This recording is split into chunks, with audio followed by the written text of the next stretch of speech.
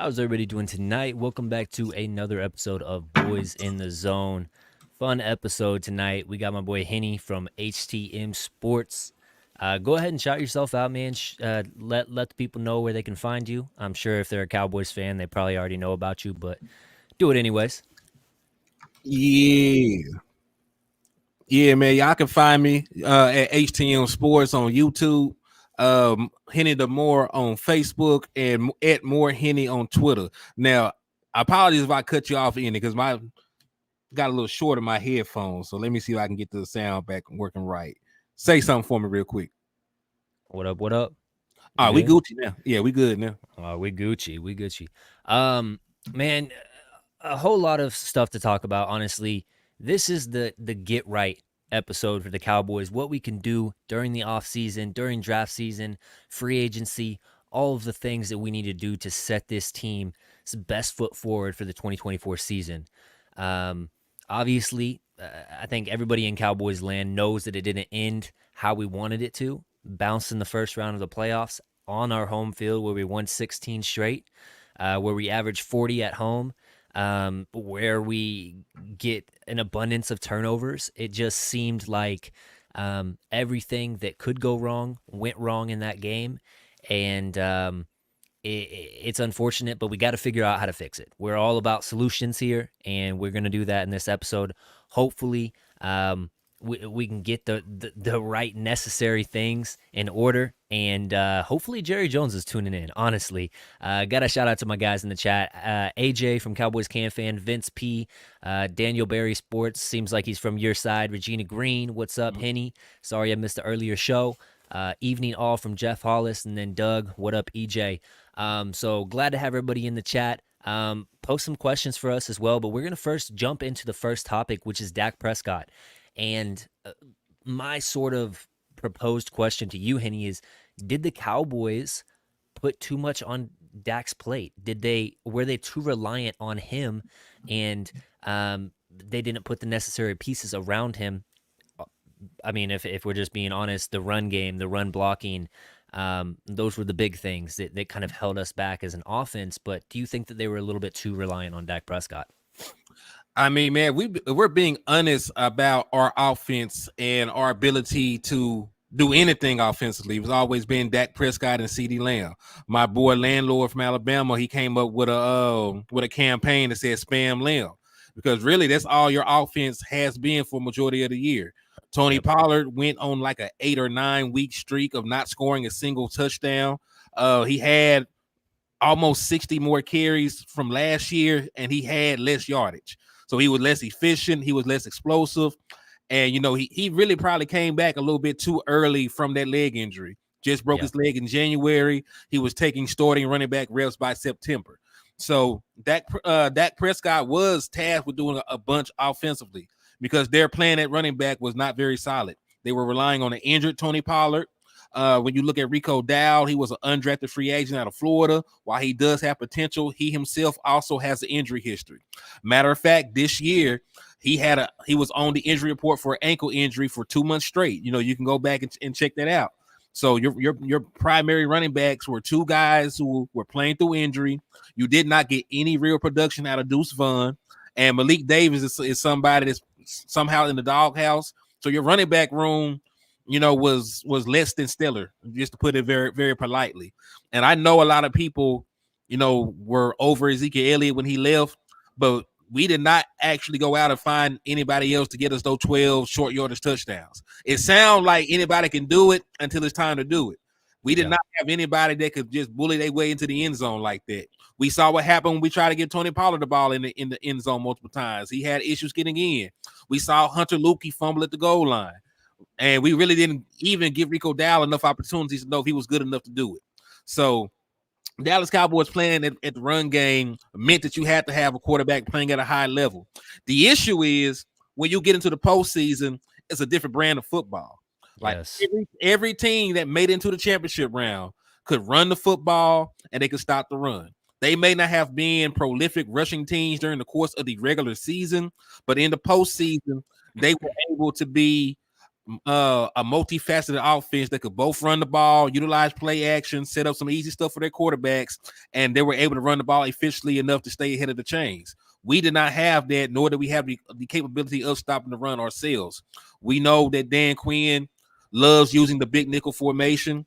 If I'm not mistaken, in this last game that we lost, we used big nickel in over 40 of our 58 defensive snaps, and that really didn't cut it. We saw that Aaron Jones was able to have over 100 yards rushing, 3 rushing touchdowns on the ground. And if we're just being honest, the Dallas Cowboys lost the football game the way they always lose a football game. Teams were able to run the football. They did not have to get into obvious passing situations, so we could not utilize our pass rush. And it all fell on the shoulders of Dak Prescott and CeeDee Lamb, and it just didn't happen this time. Yeah.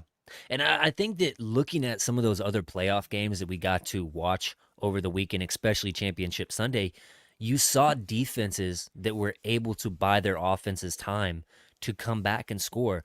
Like Detroit, they got up big on the Niners. I think it was like 21 points at one point, or maybe only 17, something like that. But either way, they got that huge lead, and then it was the Niners defense, obviously aided by some drops and stuff like that by the Lions, and then Dan Campbell just kind of dumb coaching. But regardless, their defense stepped up when they needed to. And I think, maybe I'm on my own island with this idea, but Dan Quinn, since the time he's been here, the run defense hasn't been good. Now, you can date that back. You can date that back earlier than Dan Quinn, sure. But I'm just saying, for as good as he is as a defensive coordinator, that's one of the deficiencies that we have continually seen year after year after year. You went and addressed it, or thought you had addressed it, in the first round of the draft. I was on record of saying Mozzie Smith was a second-round guy to me. I wouldn't spend the first-round pick on him. We draft him regardless. He's a star on his helmet. I'm going to root for him. But now he's lost all this weight, was a non-factor year one. Now he has to regain that weight to even be a one tech or a true nose tackle. It's one of those things that's kind of dumbfounding to me. And that's why, and we were kind of talking before the show a little bit about Ben Johnson and Bobby Slowick are staying with their respective teams, so that opens the door for possibly a Dan Quinn departure. Who is a defensive coordinator that you want to see step into that role if Dan Quinn does leave? I mean, we're being honest about the current situation of the Dallas Cowboys. There are not really a bunch of candidates that probably would want to come to Dallas and hitch their wagon to Mike McCarthy, knowing that there's a possibility of him being a dead man walking, right? You're not going to probably get a bright-eyed, young, up-and-coming defensive coordinator to come here when Mike McCarthy only has a year left on his contract. So, 9 times out of 10, the Dallas Cowboys are going to, they're probably going to just promote from within. I feel 9 times out of 10, it'll be Joe Witt. If Dan Quinn leaves, Al Harris already said that he wants to go with him. He's on record of saying that. So odds are. You said Witt said that? No, Al Harris. Yeah. Al Harris said he will probably leave with Dan Quinn, but Joe Witt would probably be the person that gets promoted from within the organization. So I have mixed feelings about Dan Quinn myself, because I feel one of his issues is his inability to, well, I should say refusal to match personnel. Even the Buffalo Bills, after the Buffalo Bills game, Josh Allen came out and said that was not the original plan to run the football as much as they ran the football. He said they just noticed that every time that they went with heavy formations, they would come out in 22 personnel, 21 personnel, 13 personnel. And Dan Quinn would just leave his big nickel out there. He'll leave his dime packages out there. So they made a concerted effort after they saw that to continue to run the football. Initially, they were going to go in and play the game how they normally play. They're going to have Josh Allen throw the ball all around the yard. But those are things that you just can't have. Right, you're already a smaller defense. You don't have superb size along your front as it is, and you're already playing guys out of position. I like Marquise Bell, but he's a safety, man. Like, having a 205-pound man taking on pulling guards and pulling tackles is not ideal for you, right? He's a better man than me. You know what I'm saying? Like, It takes some balls to go out there and do what he's doing. So I respect him as a player, but I just think he's not big enough to be doing the job that they asked him to do. Same thing with J. Ron Curse. So there are some upsides to it. Of course, you're better in coverage, right? You're faster. But Yeah. when a team decides they want to run the football and just bludgeon you physically, you have no answers to it. At least you don't. At least you have not shown me that you have answers to it. Because, like you said, since 2021, they've been a middle of the pack or a subpar run defense the entire time that he's been here. Well, and the only reason why that even looks good is because you've jumped out to leads with your electric offense, and then that forces the opposing team to have to pass the ball. But what you said about Dan Quinn sticking in that nickel, that's basically the Cowboys' base defense. Like, there's so many talks about 3-4, 4-3. Now, the Cowboys are like a 4-2 team because they remove that linebacker and they stick in a DB in place of that. That's what a nickel is. A dime is 6 DBs on the field, if you guys don't know that. But regardless of it, it's one of those things. It's so dumbfounding about how we don't match. We don't match the physicality from the offense. The offense dictates what happens as a defense. If they substitute, you have by rule the same ability to substitute and match that personnel, whatever they bring it in. So if they are stuck in those 22 personnels with 2 running back, 2 tight ends, whatever it is, and they're going heavy, they bring in the extra linemen. We've got to get some guys that are in Hankins. I love Hankins. He's one of my. He follows me on Twitter. He's one of those dudes. But we can't just rely solely on Hankins. We got to get another big nasty in there because it seems like Hankins gets hurt at the worst time in the year, and then he comes back and he's not fully ready to go. We've got to invest another pick in that, or we have to sign somebody like a DJ Reader, a Justin Matabike, somebody from another team that is proven that they want to be that guy in the trenches. And with some of these guys in this free agency class, they not only give you the run aspect, but they give you some pass rush, and that's exactly what you were looking for in that Mozzie Smith pick that you haven't got to this point. So it's one of those things, man. I want to bring up this comment up here from Falcon. He says, I want Al Harris just knowing how the defense rallies around him. And I would agree. I really like Al Harris and what he's done with this DB group. But apparently Dallas has had some back channel talks with Ron Rivera. Which brings me to my other question.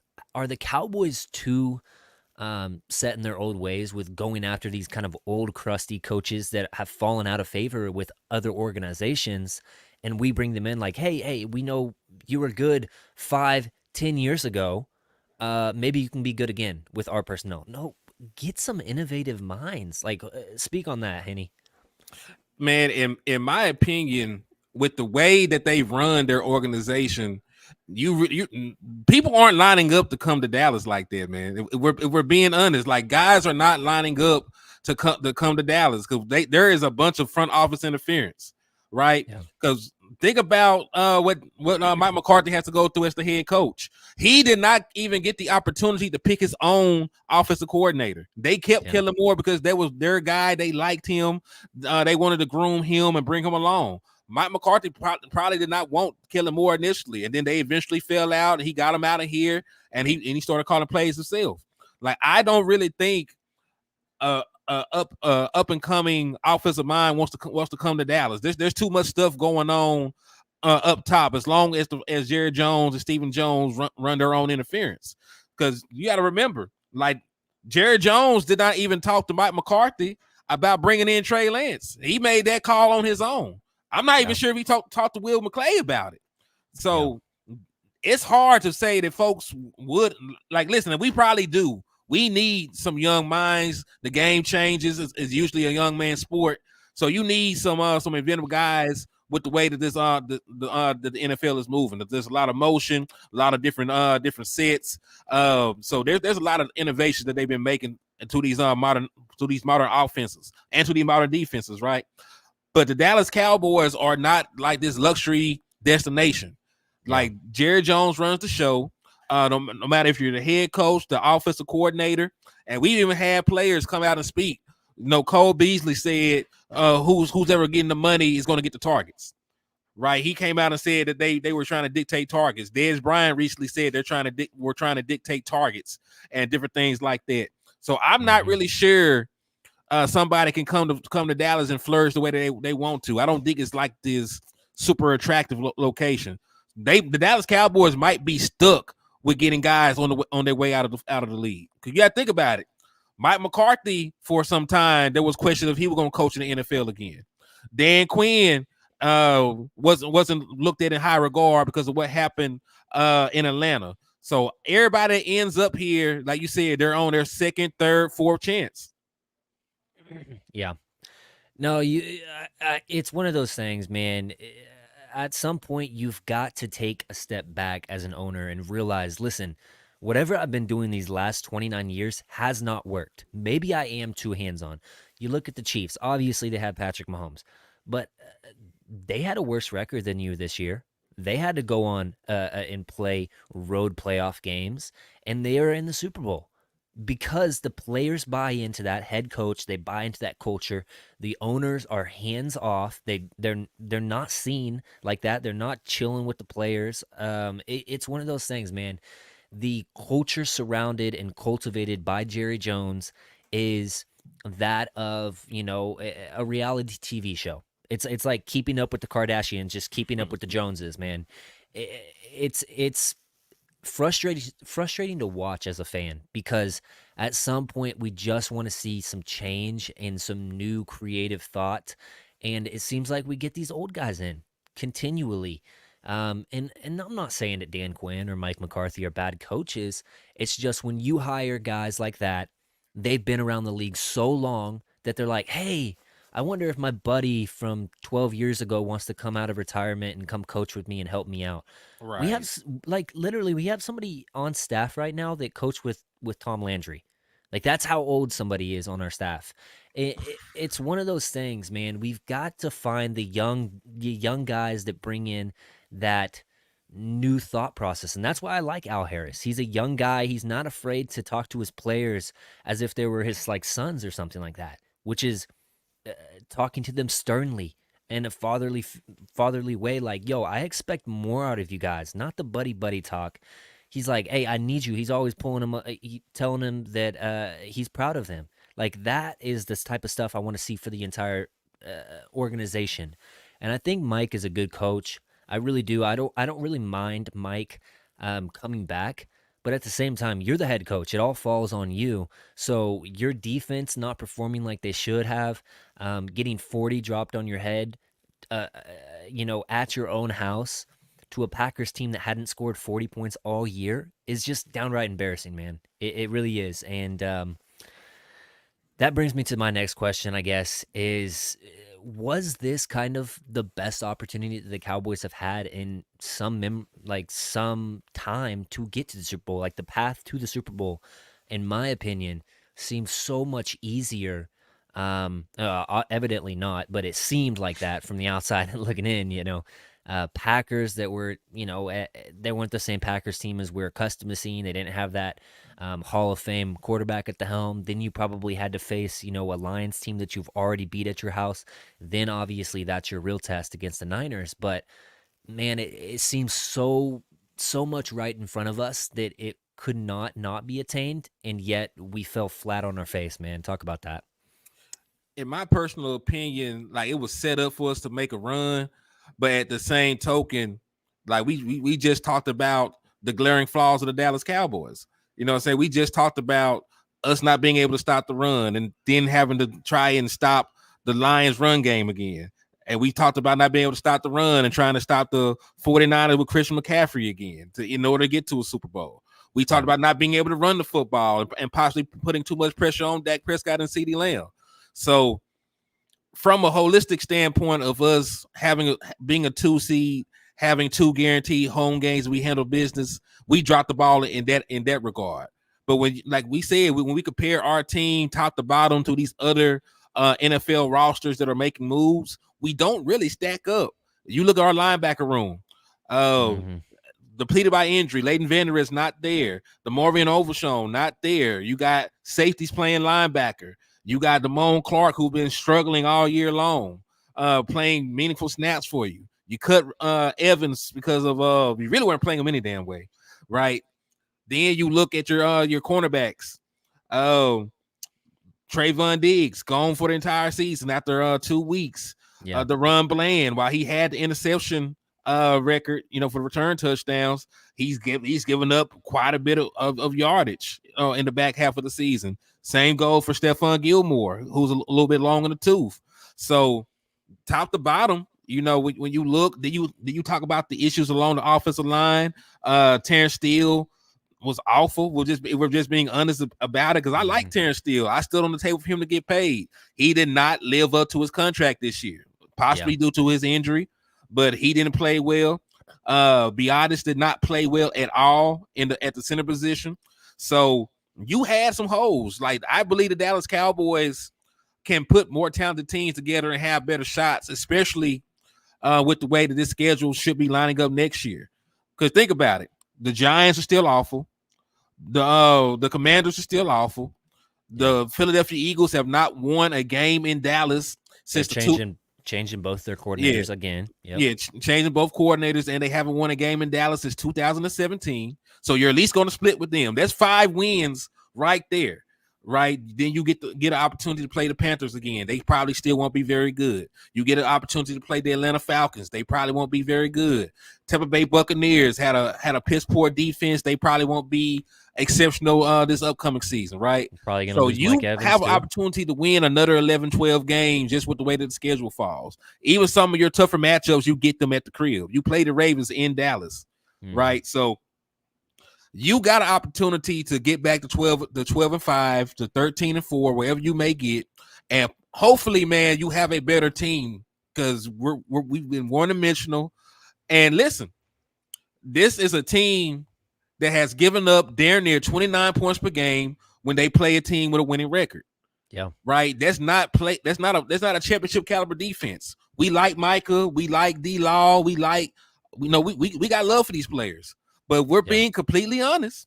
If you give up 29 points every time you see a playoff caliber team, you're probably not going to win a Super Bowl.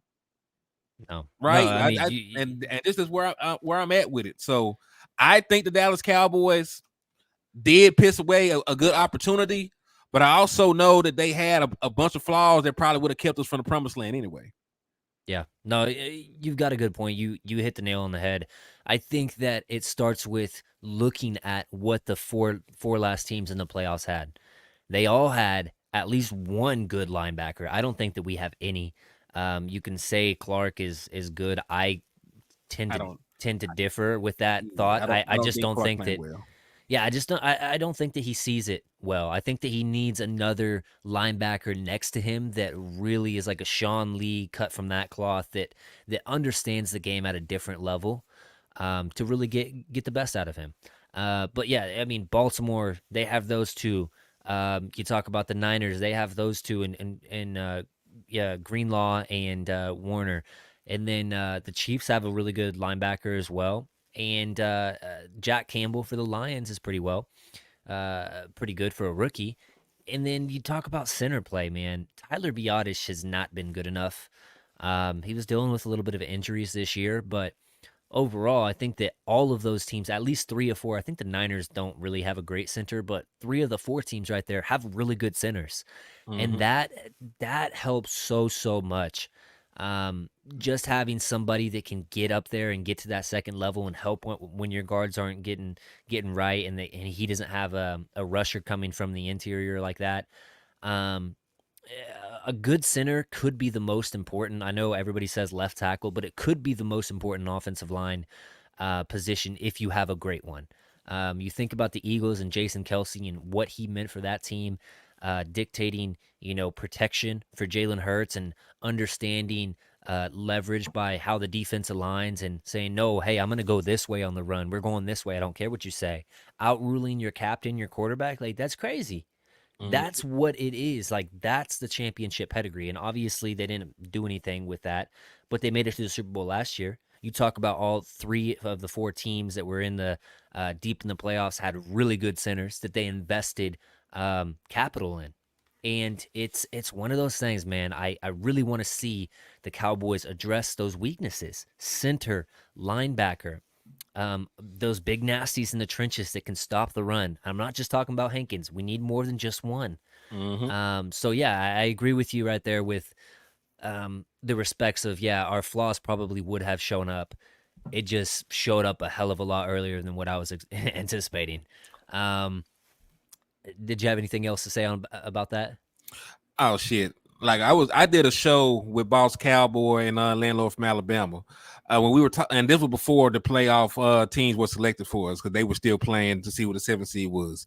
I said then that the Packers were the last team that I wanted to see just based on the way they were playing.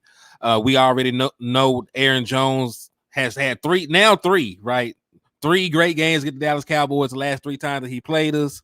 And really, when you talk about Jordan Love, he was second in the league in passing touchdowns. You know what I mean? Like I know that they didn't have a great arsenal of wide receivers, and that what made it even more impressive. So They had he's young guys special. that they addressed in the draft. They realized that hey, we don't really spend high draft capital on wide receivers. Let's change that thought process and go get some guys. They got Romeo Dobbs, they got Christian Watson, they got Jaden Reed out there. Those are 3 really good wide receivers that are young guys that had huge plays in that game. Then you talk about Musgrave and then the other tight end. I can't think of his name right now. Tucker Craft, Mm-hmm. and all of those guys are young guys, and they played well for that team, man. It's frustrating, man. But we got Regina in the chat said we got Hoff. What's your thoughts on these 2 young guys, um, Hoffman and T.J. TJ Bass? Bass. Well, TJ Bass was my pet cat coming out of the draft. I Yep. really liked him a lot. And I said that TJ Bass would be a plug and play player well before um or a 5th round pick. And actually TJ Bass had a higher draft grade than him. TJ Bass had a 4th round grade on him coming out. And I'm not really sure how he ended up falling to being an undrafted free agent, but I'm thank God for that. Yeah. Right. But I really like TJ Bass. Um, but in regard to Hoffman, I think he was a more of a surprise for me. I didn't really expect Hoffman to show me anything, but he was good. Especially our run game looked way different. It looked way better when Hoffman and TJ Bass were in there playing side by side. Yeah. And listen, I give Tony Pollard a very hard time because he didn't live up to the $10 million that we gave him this year. But at the same time, like the offensive line did him no favors. Facts. It No, did him no favors. I completely agree with you with Tony Pollard. Like, I think that he did rush back a little bit from the injury and wanted to prove that he was that bell cow kind of back that could run in between the tackles and get the tough yards. And I feel like he did a little bit too much of that at times, where he would Tony Pollard of the past would try to evade and juke the defender and get extra yards. He was trying to go Zeke mode and like lower his head and lower his shoulder into people, and it's not him. It's not what made him great. Facts. Um, but then on coming back to the full circle thing, just the run blocking was not good. I think that they really lacked that mentality of um, we're the offensive line and we do the dirty work, and we don't get our proper dues from doing that stuff, but we have that chip on our shoulder and we have that pride in that stuff. And it just didn't seem like that was very evident for this team. Uh, I know that there was a lot of injuries along the offensive line. Terrence Steele coming back from his injury. Zach Martin, I think, declined a little bit from what we were accustomed to seeing him, do. But maybe that is because he was having to help both Tyler Biotish and Steele a little bit more than he typically does. Tyler Smith was great. Mm-hmm. Needs to cut down on some penalties, obviously, but Obviously. his improvement is dramatic. He got an All Pro nod this year, I believe, and it's just going to continue to go up for that guy. Tyron Smith played excellent, and when he was in there, but when he wasn't, when the Chuma Adogas of the world had to kick out there, it was bad. Just miscues. Leading to us getting behind the chains and having to call on Dak and rely on him a little bit too much in 3rd and long opportunities. So I trust that this offensive line has something in Hoffman and in TJ Bass. I just don't want to put all of our eggs in the basket because offensive linemen, it's not like tight end where you have one guy on the field or 2 if you're really heavy, um, in 20 or 12 personnel kind of things or 22 personnel. Mm-hmm. So if you do happen to draft a guy early on, second round. If he plays, if he's a swing tackle or something, or he plays the next year after one of your other guys retire, that's completely okay to me. I wouldn't throw shade at it like I did the Luke Schoonmaker pick because I felt good about Jake Ferguson. At that time, I felt pretty good about Hendershot, but he was kind Right. of a disappointment as well this year. I'm kind of interested to see what John Stevens Jr. has in the tank. Coming off of that ACL injury, I believe it was ACL at least. XACL. Um, but yeah, I'm excited to see some of these young guys, especially Hoffman, Bass, John Stevens Jr. Um, just off the top of my head right there, and Overshown also as well coming back. But yeah, we just got to get better, figure it out, and let's just jump straight into, um, I guess let me get my stuff up here real quick. Take The your time. guys. While you're doing that, shout out to Okay. Numbhand Neil for the $5 super chat. He said, spend the money we're about to clear on some top free agents to stop the run, specifically 2 DTs, 2 linebackers on offense, get a running back, offensive lineman, and maybe even a wide receiver. That's not a bad Ooh, idea, man. Matter of fact, that's do you hey. want to use that to segue into some cap talk? Yeah, yep. Let's get straight into the cap talk, honestly. So these are the up and coming free agents that the Cowboys have here. Tony Pollard, 70.6% of the snaps that he played. Dorrance Armstrong, 41.7% of the snaps. Stephon Gilmore, 87.2. So that's a big portion. You're gonna have to look for somebody else outside, especially relying on Diggs to come back fully healthy, 100% off that ACL.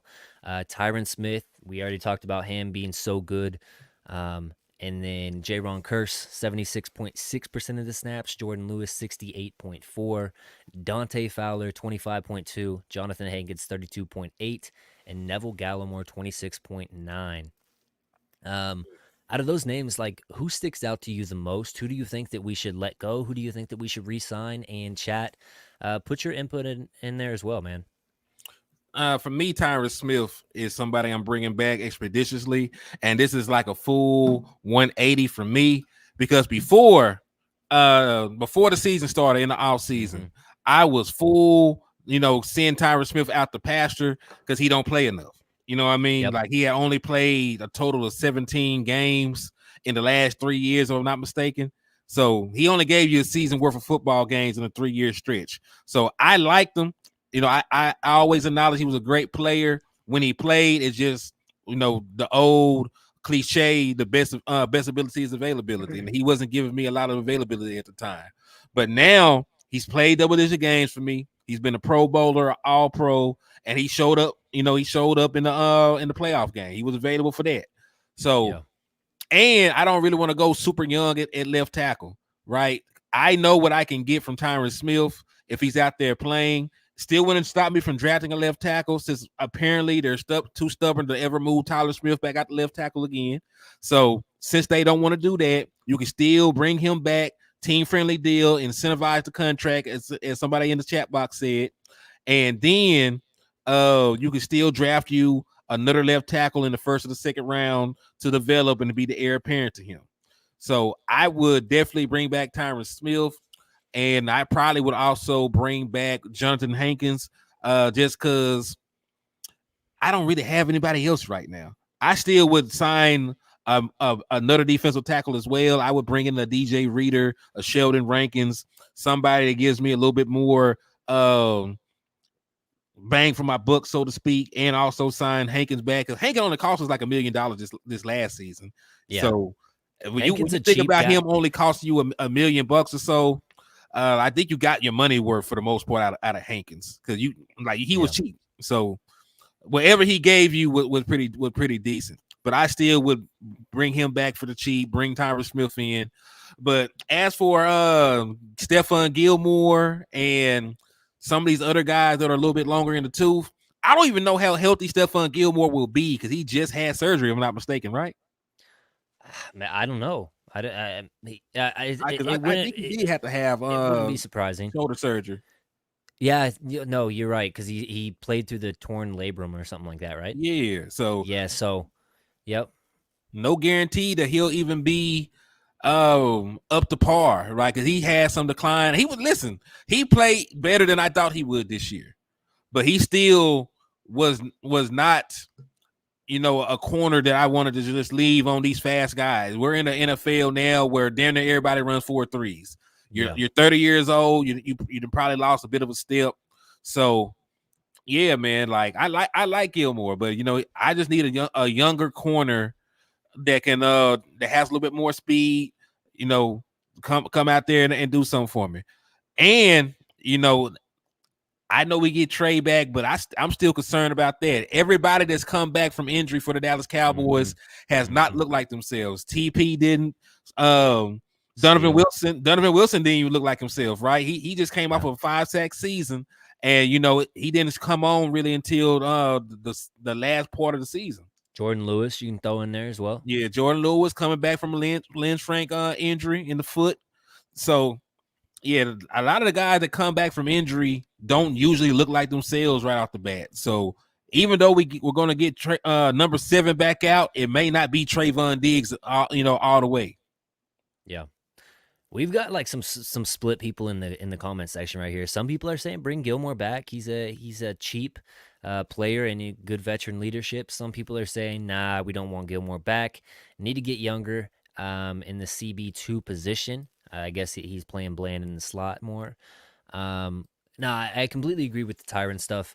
I was in the understanding of like, hey, Tyron is that progress stopper. He's there when early on in the season, but he's gonna eventually go down, and then you're looking around like, oh God, who do we have to replace him?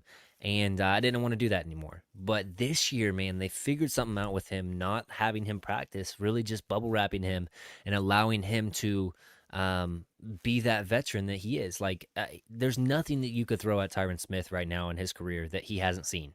Mm-hmm. And so, with that experience, with that veteran savvy, he probably doesn't need to practice all the time. And yes, it comes with a little bit of chemistry, stuff that he doesn't get of, kind of iron out with Tyler Smith. But at the end of the day, man, his health is more important than that little bit of chemistry that they would have and communication and stuff like that. And beside that, they go through walkthroughs, they go through pregame, and they talk about stuff, and they're in film session together. They understand stuff. It's not like he's not ever talking to Tyler Smith or whatever, playing right next to him. So it's one of those things, man. I would like Tyron Smith back. I think that you can get him to stay for a cheaper deal and a team-friendly deal. He did it last last year, restructured his deal, helped you out with that, and I truthfully think that he's one of those players, man. He has helped the Cowboys over and over in the past. I think that he really does want to end his career as a Cowboy, and I think that he's going to take a deal to stay here in Dallas because he wants to be one of those cornerstone pieces that helped us get to a Super Bowl, and not one of those guys that we're in the memory of. Man, I wish we would have won a Super Bowl with him. I don't want to see a DeMarcus Ware situation with Tyron Smith where he goes to the Chiefs or somebody like that and he goes and wins a Super Bowl. I do not want to see that again. So keep Tyron Smith on this team. Jonathan Hankins, we already agreed on that. Cheap. He's one of your only run stuffers. Another veteran that hopefully, if we get somebody in the draft or we get a younger guy that we can kind of mold that he can teach. I think that, and this is a big one. I don't even know if he was on the graphic. Maybe I missed him, but Tyler Biotish. I'm moving on from Tyler Biotish. I think he lacks power. I just feel like he's not good enough in the run game. I think he's smart. I just don't think that physically he's good enough. Are you kind of on the same page? What's your thoughts on Tyler Biotish, man? Man, I think that Tyler Biotis is an upgradable position right there, and I like him. You know what I'm saying? I think he's a decent player. You got all you can ask from a 4th-round pick. But I think I would, like you said, like I think you need a stronger center. I think you need somebody that can actually get to the second level, get those blocks. Because listen, a lot of the issues that we had running the football was right directly in the middle of the offensive line.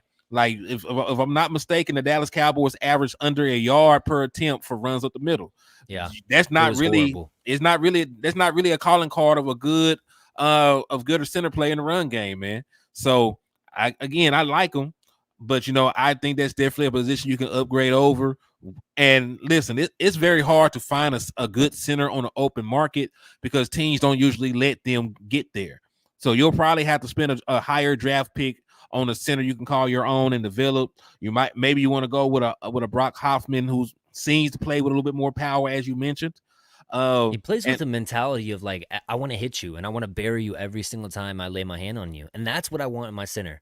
I think that Tyler Biotish has that mentality where he's kind of that, kind of hair on fire, which I guess, he's a redhead. So that's kind of funny. But right, right. regardless, I think that he plays with that. I just don't think he's strong enough to physically impose his power down after down after down and then get back up and let the defender know about it. I think that he gets overwhelmed a little bit so he can't play with that edge. And that's a big thing. I think that we're lacking those guys that play with the edges, those Jake Fergusons. I want every single guy on my offense and defense to be that kind of guy that's gonna be up in your ear after a good play and let the defender or the offensive player know if they made a play on them. I want that Jake Ferguson getting up and signaling the first down in somebody's face. I want that, man. Yeah, and that's a good mentality to have, man. Because hey, the other players on the team will feed off stuff like that.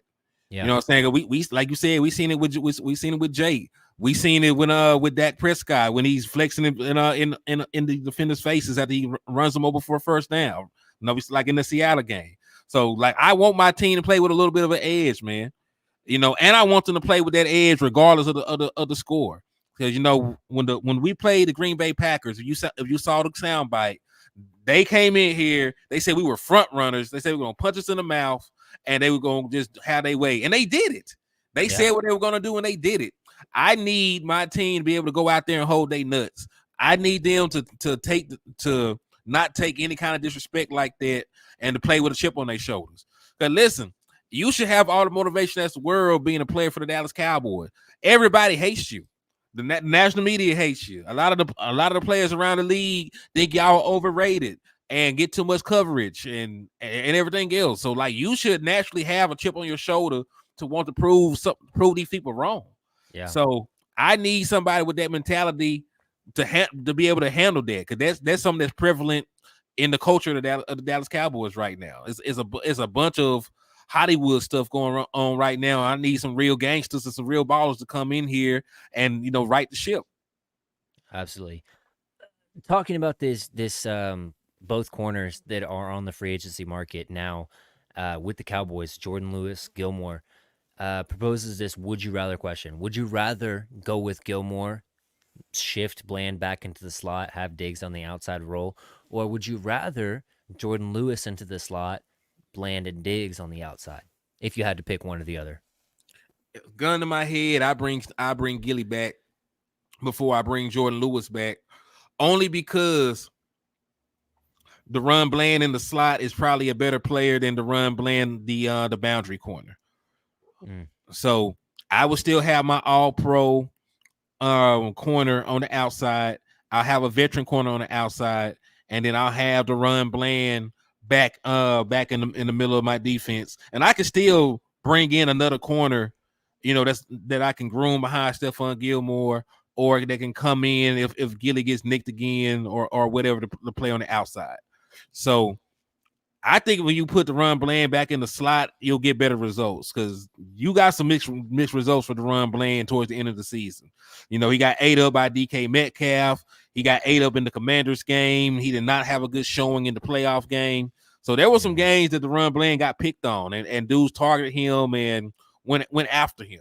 And he was probably the best corner that you had, and they still bullied him. So I think moving the Run Bland back to the slot helps him, helps our overall defense, and it also helps with some of the looks that we can show. Like Yeah. I believe, part of the reason why we played so much zone in that playoff game is because of the Stephon Gilmore injury. Right. I believe that they tried to protect him. They didn't want him trying to play bump and run with that bad shoulder. So they switched the zone, in my opinion. I don't think that you had that issue if Gilmore was healthy, if Trayvon Diggs was out there, and if you had the Run Bland back in the slot. You could man up all day in that look, as long as everybody is healthy. Yeah. No, I agree with that. I think that And the snaps agree with that. It was, I think, 87% of the snaps for Gilly and only 68.8 for J. Lou. Lewis. I think that you have something in Israel Mukwamu in the slot. We saw it last year in the playoffs. I think that he can transition into that slot role if you need him to be. Um, Another name that wasn't on my list, I just didn't feel like including him, was Noah Igbenogany. So Oh yeah. we have three corners now that are headed to free agency. So corners a position of need in the draft for sure. Add that onto, already the linebacker, already the running back, offensive tackle, center. There's a lot of holes, and we got to figure out what to do in free agency. That all is set up by this. Zach Martin due 28.5 million. You can save 12.5 million with a restructure. Trayvon Diggs 7.9 million saved if you restructure him. Those two contracts supposedly are already in the works of trying to restructure and figure those things out. The other names I have here are Terrence Steele, which could Uh-huh. save you 4.9 mil. And then shifting over to here, you got Brandon Cooks. Depending on what you do, he's on the last year of his contract. But if you want to really push your chips in, you can save 4.5 million with him. And then Demarcus Lawrence, you could save 4.3 mil with him in the restructure. Obviously, I anticipate Dak Prescott's going to get that extension that will help with some cap relief as well. Do you look at those 5 contracts and, in particular, those last 3? As contracts you would be willing to move around their money to go all in and try to get somebody in that free agency class? You got the Patrick Queens, you got the Chris Jones, Justin Matabike's. There's so many, Derrick Henry, Saquon Barkley. List goes on and on and on. Is that something you would look to do, or where are you at on that? I would listen. I'm making all the roster moves. Honestly, I'm restructuring Zach Martin. I I'm like that. restructuring Trayvon Diggs. One that you ain't put up there. I'm cutting Michael Gallup for the Cut $10 million Michael. savings. Post June 1st cut is Yeah, like 9 point. Yeah, I'm like cutting Gallup 9.5. and Rush. I think you've made your bed with Trey Lance. You got to Mm-hmm. roll with him. You got to cut Cooper Rush. Yeah, so that, and like you mentioned, the Dak Prescott extension saves you about $26.2 million against the cap. CD Lamb extension saves you about $13 million because he'll be playing on his 5th-year option, and that's quite a bit of money right there. But an extension, you can move some of that money around and save about $13 million against the cap. The Dallas Cowboys honestly can clear about $60 to $70 million in cap room with just a couple of moves. I know you're $20 million in the hole, but having $50 million in cap space, you can go do some real shopping, improving your team, and you get to keep the young core together. So yeah, I'm definitely making most of those moves. And I like Brandon Cooks. I don't mind having Brandon Cooks around for one more year, right? No, I Because you're going to have to do something at the other wide receiver position anyway. Yeah, I think that Brandon Cooks took a little bit to get accustomed to the offense, but once he got going, he was very good. He was a much better red zone target than I gave him credit for.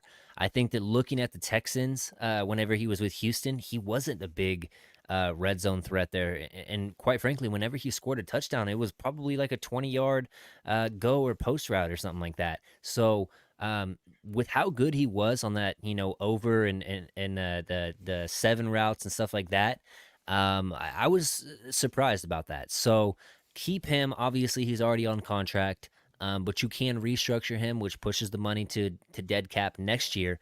But if you really, really feel like, hey, we're not extending Mike McCarthy, we're gonna go for it. This 2024 season, you got to move around the money and you got to go after these guys in free agency, which brings me to free agency. We already talked about the guys that we would probably keep. Who is somebody from another team? If I told you, hey, money's not an option, here's your guy. You can only pick one from another team, and they're not going to franchise tag nothing. He's going to get to free agency. Who do you want out of those big name guys? It would probably either be Patrick Queen or Bobby Wagner, depending on how you view them at this point of their career. Of course, Bobby Wagner is a little bit older, but it will be a little bit cheaper.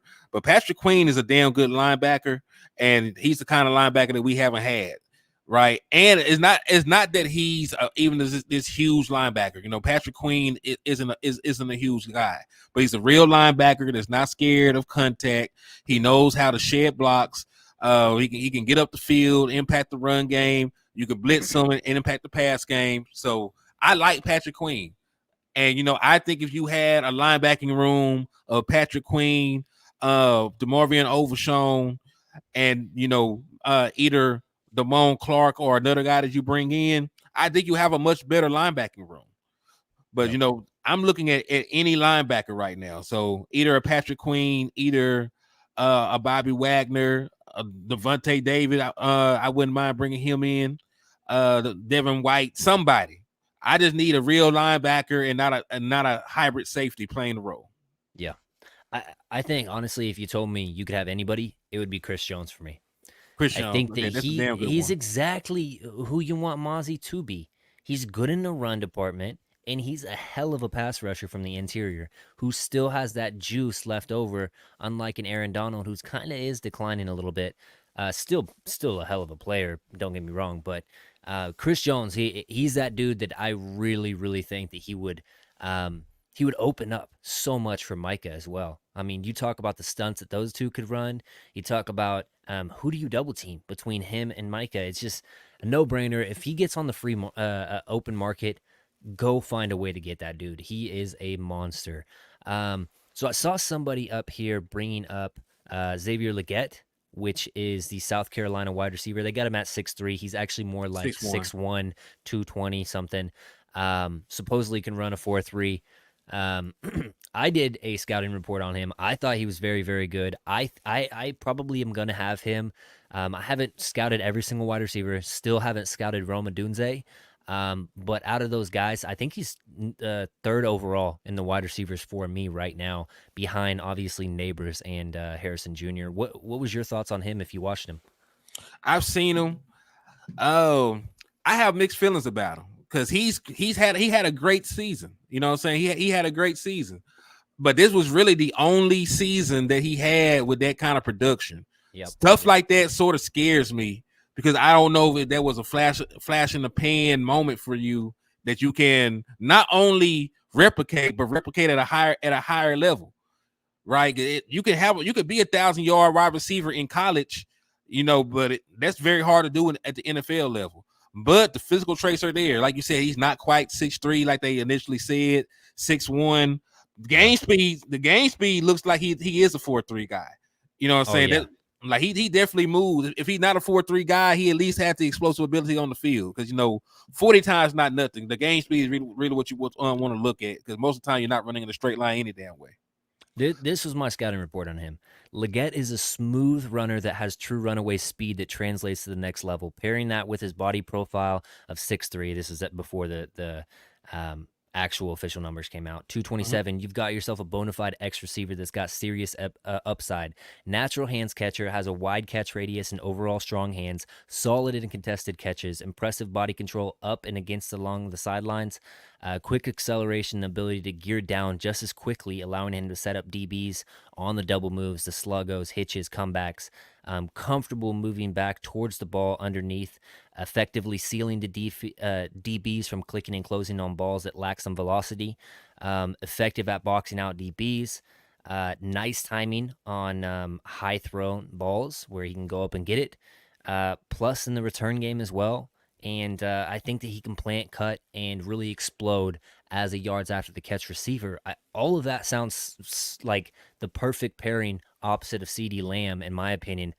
I would really honestly, yes, you talk about the weaknesses with him is just that only one real year of high production, but man, he's got that juice that is I've said that It's hard to we've been find. searching since. So yes, hard to find. Yeah, I think we've been searching for a guy that can take a simple slant to the house since a Des Bryant, young Des Bryant, whenever he was doing that. And so it's one of those things, man. If you can get one of those guys, pair him with CD Lamb, I really like it. And you can say, oh, we're good at wide receiver, but Cooks is on a 1 year deal. You're probably letting go of Gallup. Tolbert, you hope that you see that growth, but you don't really know.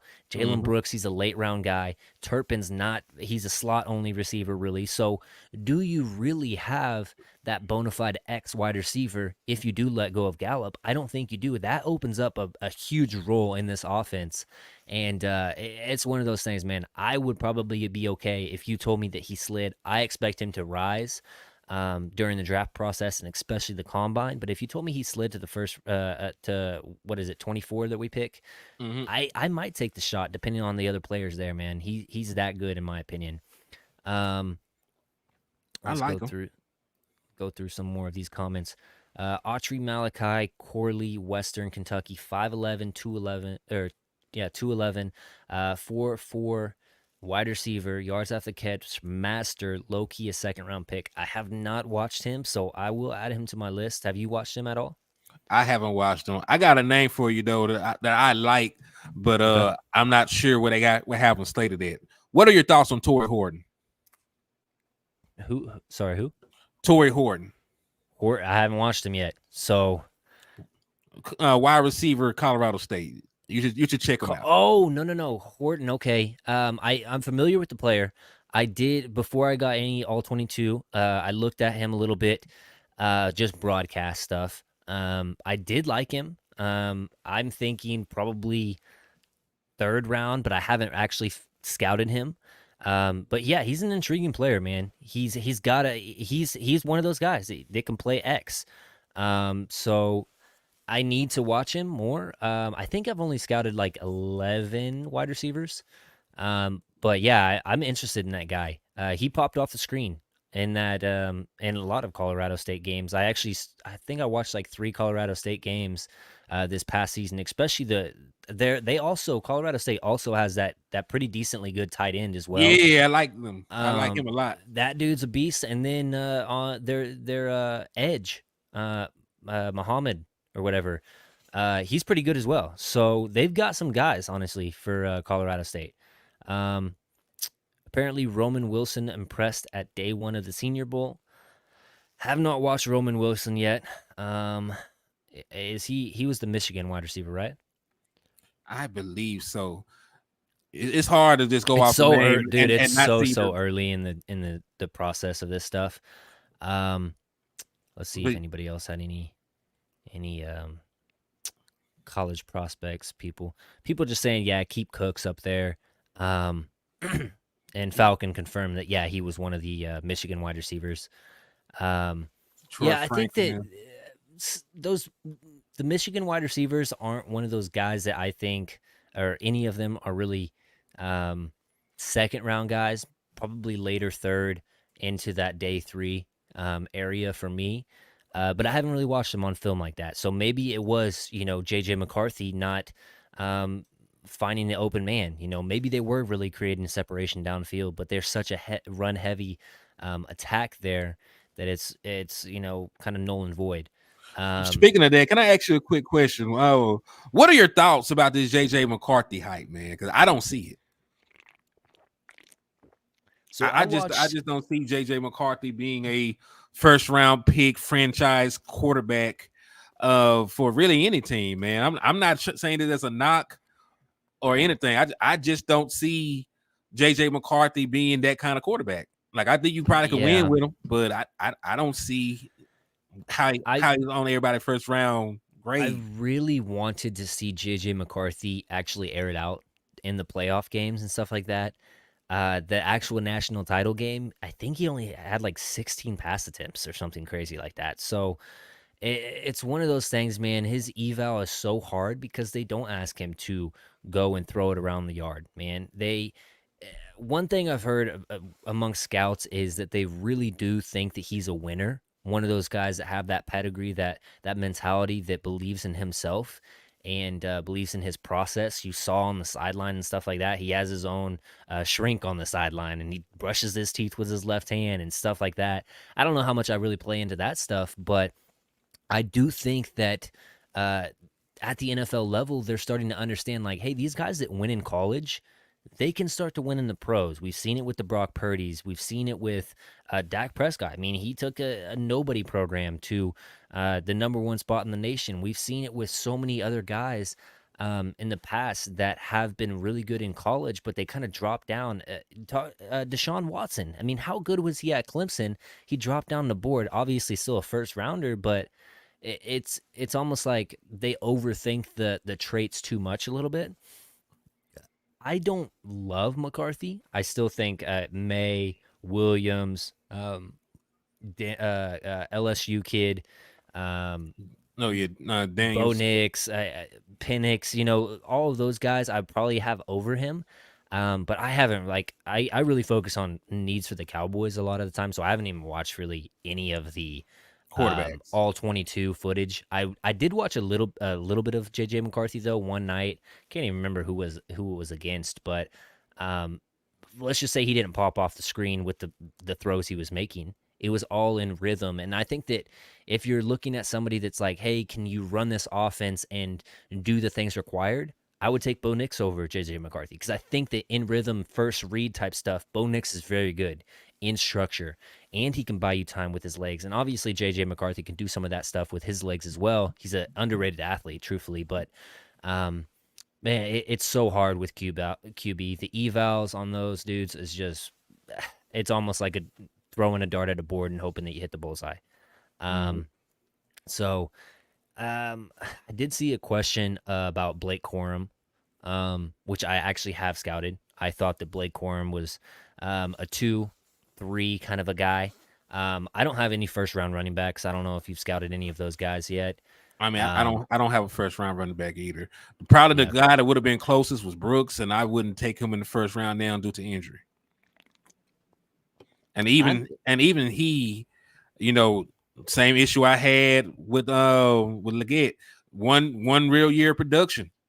Yeah, but he was stacked behind. Obviously, you got Johnson, Roshan Johnson, and then you got Hmm. Bijan. So he was buried in that depth chart a little bit. So I understand it from his point.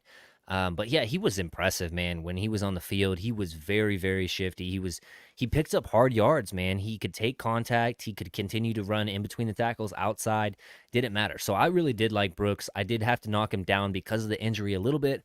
I think right now he's sitting at my RB4, but all of my guys are right there. Right. So you tell me, oh, we lost Corum. Who's next? Oh, Bucky Irving. He's next. Oh, okay. Yeah, we just lost him. Oh, Benson. Okay, we're good. Yeah. Well, any of those guys, man, they're a little bit of different flavors. I think the biggest difference, obviously, between those guys, um, that I have kind of high on my list is Braylon Allen, just because he's so big, so different than those guys, and he's so young. He's like 20 years old, so needs to polish up as a pass protector. But overall, I think that if you can get him third, fourth round, you got something in that guy because he is big. He's more electric than Derrick Henry. I know the Henry comparisons are there, but man, he's one of those guys I would take a shot on because he's so young and he has so much potential that I just don't think that he's really tapped into yet. Um, and then what's my guy? Audric Estime from Notre Dame. I really, really like that guy. He reminded me a little bit of a DeMarco Murray, just the way that he ran. He kept his arm up like DeMarco used to do, you know, ready to hit the stiff arms and stuff like that. Um, Talk about balance, just talk about vision. He sometimes he bounces runs outside a little bit too much for my liking, but other than that, man, I really did like a lot of these guys that I scouted as far as running backs. So, um, Autry's wanted me to drop into my top 5 running backs. Yeah, I'll just roll through them really quick. I gotta find my list.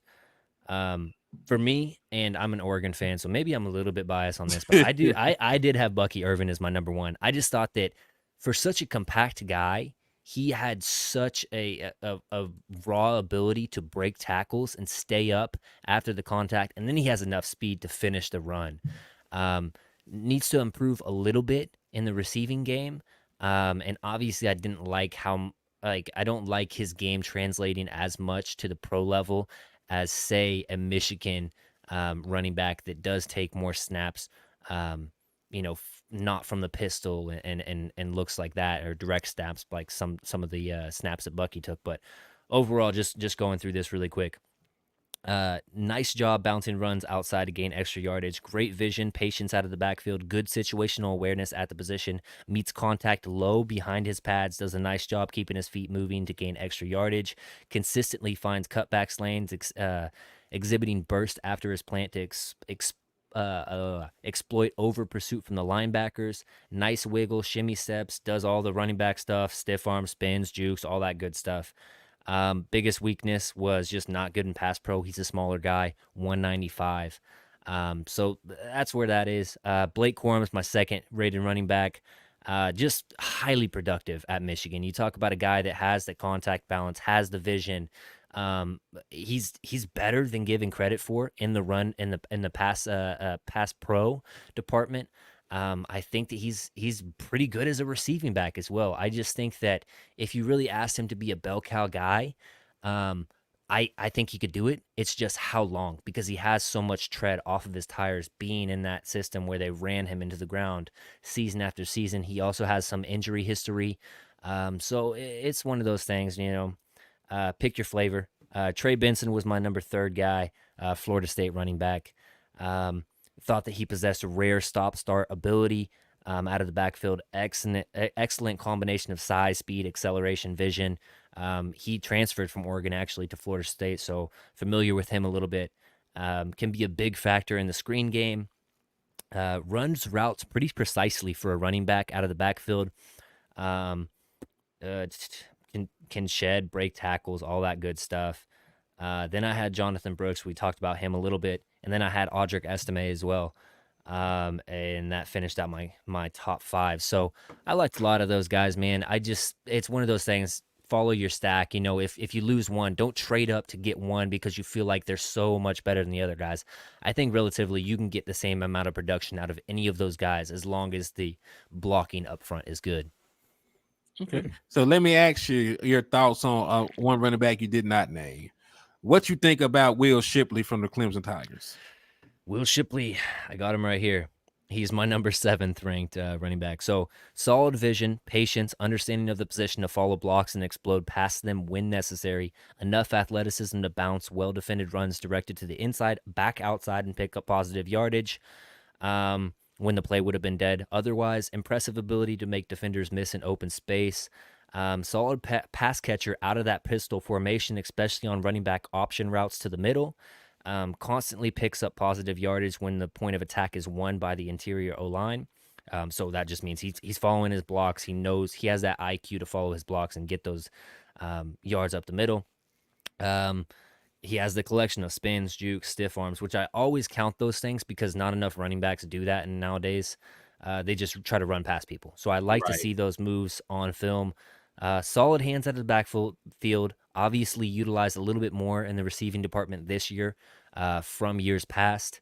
I think that his tape shows a running back that consistently makes linebackers and safeties miss when given the opportunity. But obviously trying to shed those D linemen and stuff like that, he's not as good in that department. Weaknesses, I said he was a tough runner, but can get stood up when meeting contact a little bit. Needs to improve on playing behind his pads when the goal line territory or it's third and short.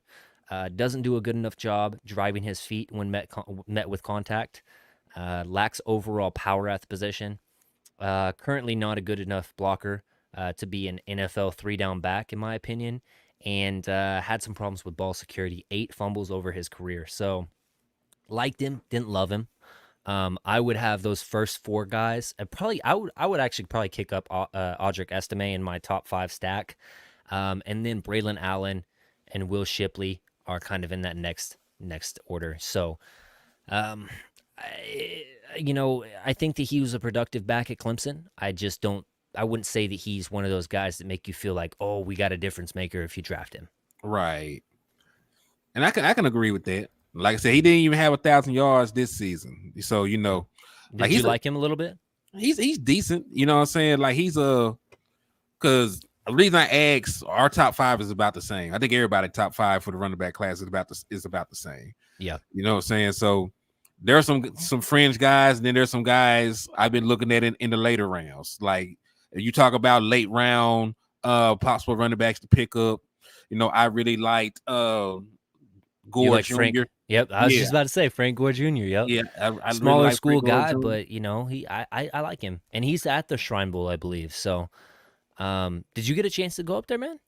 I have not been able to go up there. I was supposed to go up there tomorrow, but I had some shit come up uh health wise, so I couldn't actually make it up that way. Okay. But I definitely wanted to see him live in person. He said, the Black Mike Fisher, B Fatty, I missed you too, man. Thank you for the engagement.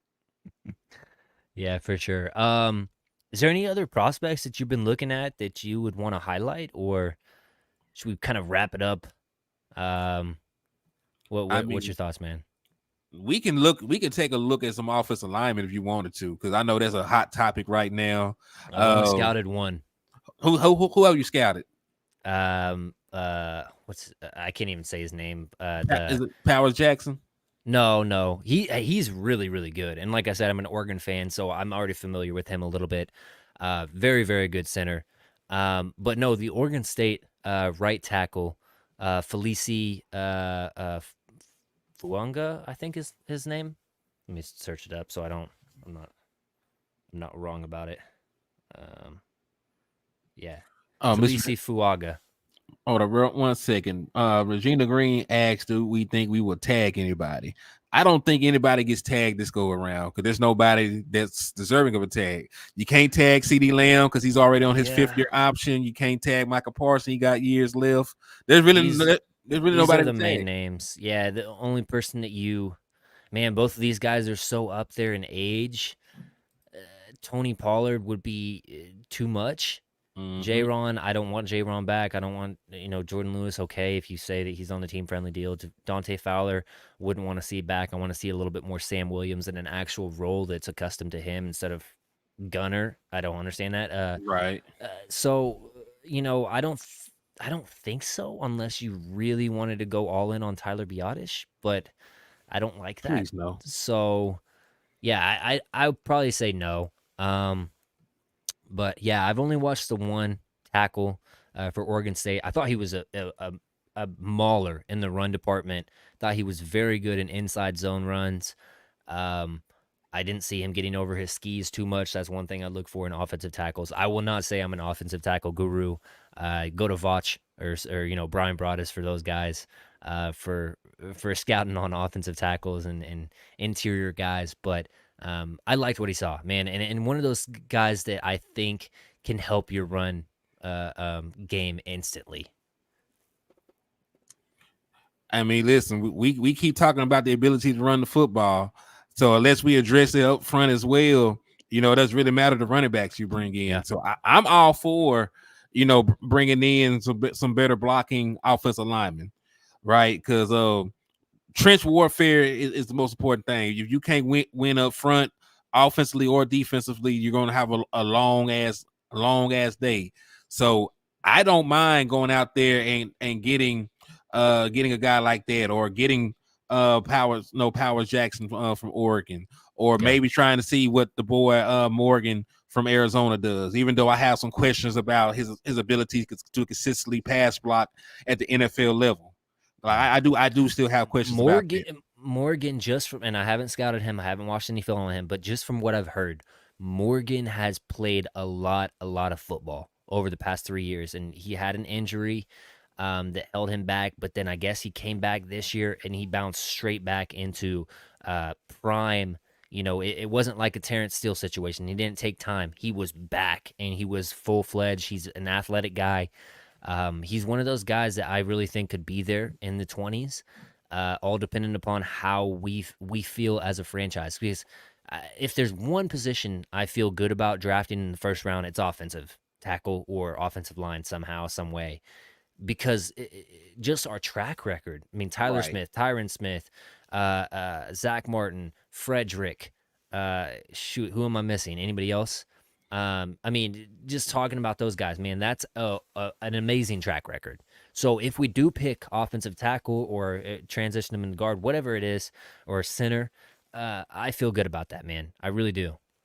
Oh yeah, like listen, if they pick an offensive lineman in the first round, I'm gonna just trust it from there on out. Because I had questions about Tyler Smith coming out, and I was thankfully wrong about him. So Yeah. whatever move they make offensive line in the first round, I'm gonna live with it because, like you said, the track record says they get it right 9 times out of 10. Yeah. Yeah. Um, have you watched Graham Barton out of Duke? I have not. So he's an offensive tackle, but he supposedly has position flex, can play all five positions. Played some center his freshman year. Now, here's the caveat: he's a big dude. He's like 6'7", I believe. So that's a big center, Damn. in the middle. But he's one of those guys, man. They love position flexibility. And you talk about not knowing the trajectory for your offensive line in the future. Who knows who retires first, Zach Martin or Tyron Smith? Who knows what happens with Tyler Smith? Is he a career guard? Does he kick out to left tackle? What happens with Tyler Biotis? All of those questions can be answered. Obviously, you don't want to reach on the guy, but if he has that position flex where he can hit any of those positions and you feel good about him, he's an intriguing prospect, man. Okay, so Um, I'm gonna have to check him out. He said his name was Graham Barton. mhm. Now I have another one for you that was a buzz name floating around right now. Tyler Guyton, tackle out of Oklahoma. yes. So Tyler Guyton, from what I've heard, he's a big guy too. I think he's 6'7" as well. But he's a kind of cut from the same cloth of like a Tyron Smith. He's a specimen. Like he's big. He's athletic. I think really it's all about his technical stuff. Like, is he really um up on all of those, push pull techniques? Does he play his hands well? Does he flash the one hand to act like he's gonna push you off and then take it down and push you with the other? All of those little nuanced things. I don't think he's quite there. I haven't watched him. Like I said, like I haven't really gotten into these offensive tackles. Um, but just from what I'm hearing from the guys that I trust, the Dan Brulers of the world, the Brian Broadduses and stuff like that, he's an intriguing prospect, and he could be one of those risers late in the draft season because of his physical tools. So, did you get a chance to watch him? Not as much as I wanted to. I just started offensive line not too long ago. He's not super high on my list. Like usually when I do draft, I start with the guys that I know. I'm an Arkansas Razorback fan. I saw a lot of people trying to give love to Bo Limmer. I don't really see it myself personally. He's a 6'5" center. But we had a lot of issues protection wise, and he was not a solution in that aspect. I Hmm. like him. I think that he has decent strength, but I'm not really a big fan of Limmer. That was somebody they were trying to hype up that I'm familiar with. Um, Somebody that I do got a lot of love for though. Um, Let me see. Let me pull up my list for the guys that I had already scouted. Yeah, go ahead. All right. So JC Latham out of Alabama. Now I Okay. really I really like him as a prospect. I Latham, have he's a true right tackle, isn't he? yes, like I'm Okay. concerned. I have some concerns about him, but overall he's strong. He had a lot of time on task. He started a decent amount of games for them, Hmm. but I don't know if the Dallas Cowboys would be willing to move on because just given the fact that they just paid Terrence Steele, I don't know Yeah. if they're at that level at the front office to admit that they made a mistake and double down on a position that they just paid. That's one of my concerns. I saw his He issues in would pass pro for Terrence Steele, and that needs to get better. But I don't really know if the Dallas Cowboys would even address it.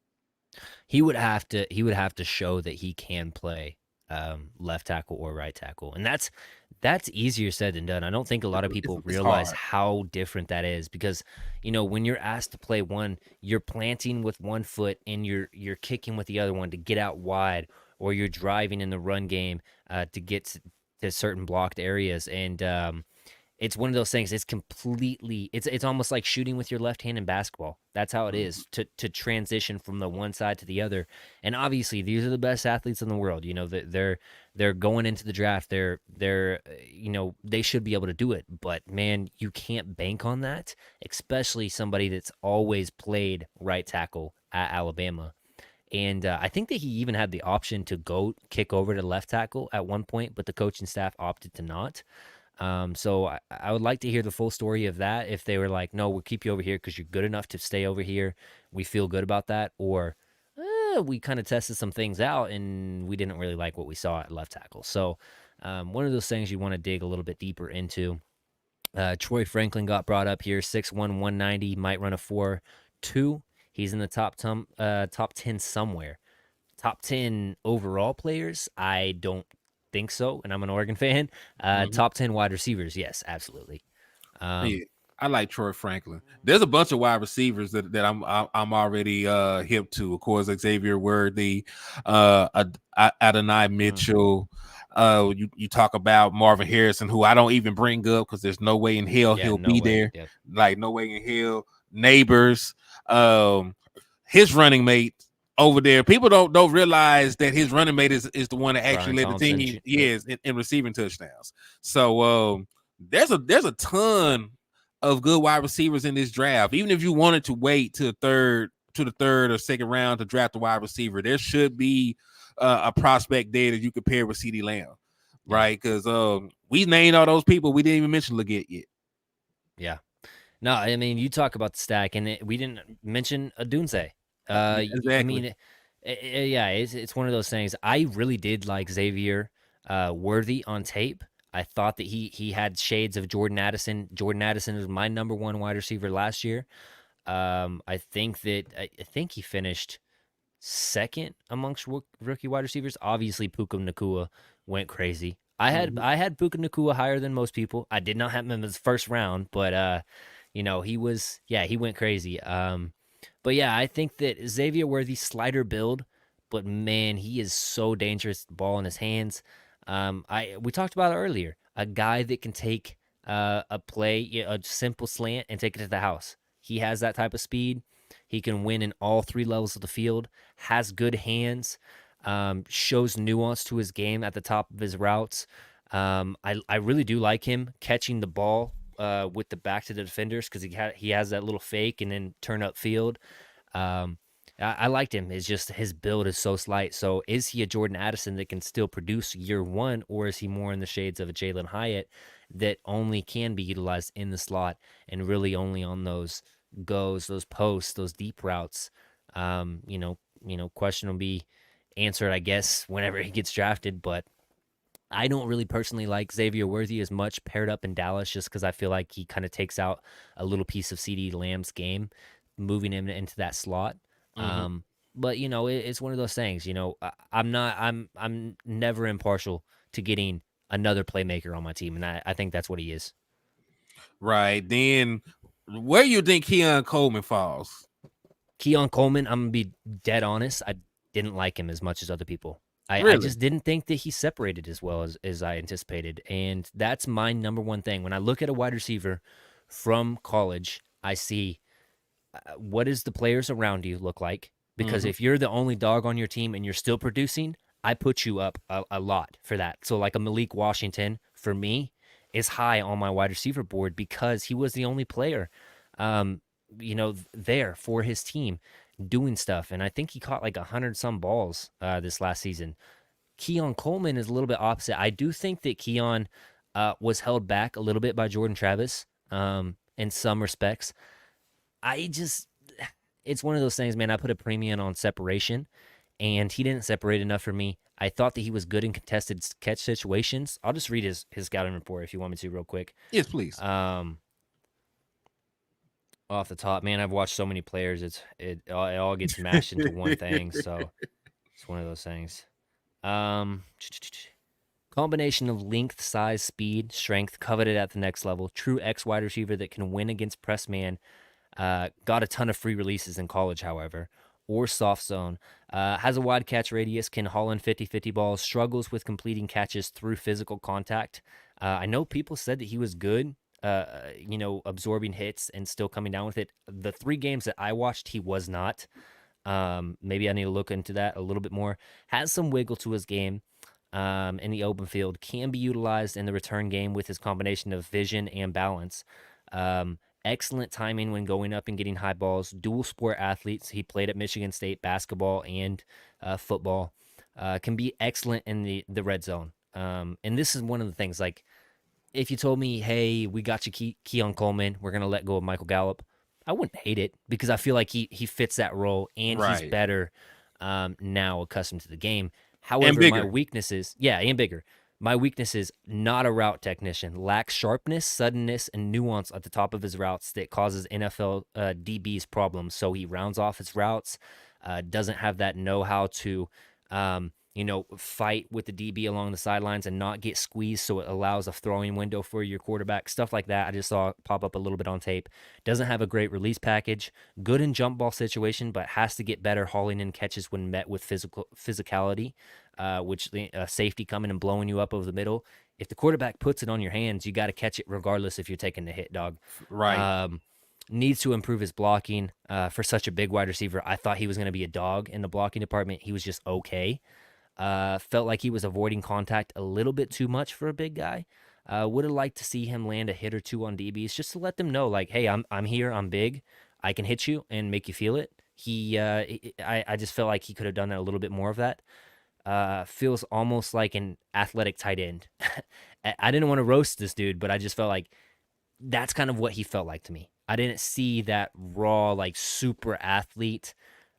It felt more like he's good, I like him, but he's good against college DBs. Can he do the same thing and outmuscle NFL DBs? That's my biggest thing is can you do that? And I just don't know, man. It's one of those things. It's a hard evaluation because if you told me, hey, Keon Coleman's the best wide receiver from this class, well, okay, I probably would say no way because there's other guys. I think Malik Neighbors and Harrison Jr. are so much better. But if you Hmm. told me, hey, he was the fourth best, third best wide receiver from this class, I'd be like, dang, I was wrong on him because I didn't see that separation. I didn't see that strength that will translate unquestionably to the NFL. I think he's going to have a hard time early on in his career. Um, but it's one of those things, can he stick with it and can he get better at the things that he's lacked at Florida State? Okay. Did See, you like him? Did I kill your dreams right there? not really, because the one thing I will say, because I'm open to any of these wide receivers. I don't really have a pet cat because I don't really believe the Dallas Cowboys will invest in that. If you told me like my boy Torrey Horton was on the was down there in the third or fourth round and we passed on him, I might feel a little Mm. against that. Or if something crazy happened, let's Let's say there's a replace one Colorado State wide receiver with another one. Send Michael Gallup is off it Michael Gallup out? to the gulag Yeah, and get Horton in here. yeah. See, I wouldn't mind that, but in regards to like the first round wide receivers, if you were to tell me that any one of them fell to 24, like I feel like the Dallas Cowboys still might pass on them. Mm. Just given the fact that you're already finna pay CD Lamb. I think it's a good idea to get a wide receiver in the first round. Let me just throw that Well, out there. it is out of like all the positions I've scouted thus far, it does stretch the longest out of all the positions I've really dove deep into. So if you told me you waited on a receiver in the first round and passed on one, I mean, as long as it's not Neighbors, Leggett, Or I really do think Leggett is going to just take the league by storm. I think that he's in that DK Metcalf cloth. Obviously, he doesn't have the same height as DK, so that comp kind of gets skewed a little bit. But man, I really feel like he's going to get that treatment. Like, oh, he had that okay production year, and then the other ones were kind of bad. He's a great athlete, but do we really trust that he's gonna? I think he is. I really do think he's gonna translate. see, I think like I said, the guys that shouldn't be there. One of them fell. Like I would have a damn heart attack if the Dallas Cowboys passed on them. If Rome wasn't is there, you pass on them. I feel some type of way. If Neighbors there and you pass on them, I feel some type of way. Yeah. Hell, at this point, Brian Thomas is a friend first round pick in my opinion. Like he's a friend first round pick, second round pick in my opinion, because that's damn good production. I think Brian goes first round. Yeah, because if he's there at 24, I would take him.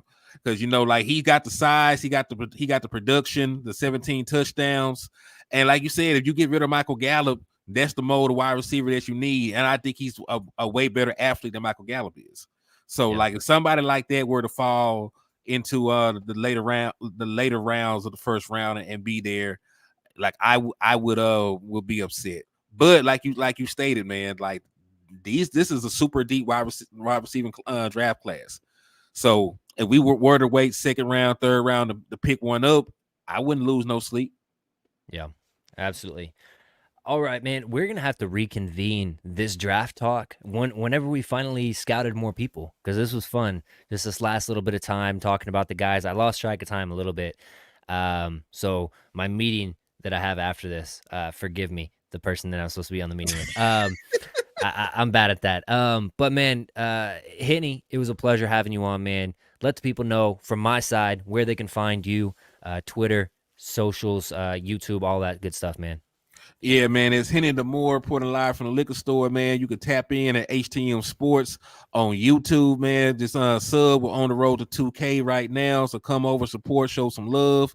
If you want to follow me on Twitter, it's at Moore Henny, and on Facebook, it's Henny the Moore, man. So just tap in with your boy. We can continue to get drunk in the liquor store, man. Dang. He's even plugging the Facebook, man. I don't have the Facebook set up. Nah, yeah, if you guys are on Henny's side and you would like to check out my channel some more, it is Boys in the Zone.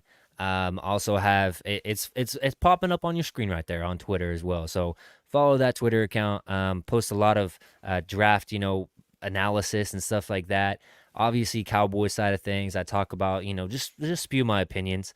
I'm not watching Cowboy specific film very much, but the college guys, I really dive deep into that stuff and get player breakdowns because I want to see this team get back to the promised land. I'm tired of watching this same, stuff happen. So at the end of the day, man, I just want the Cowboys to draft good players. That's all it comes down to. So let's do it.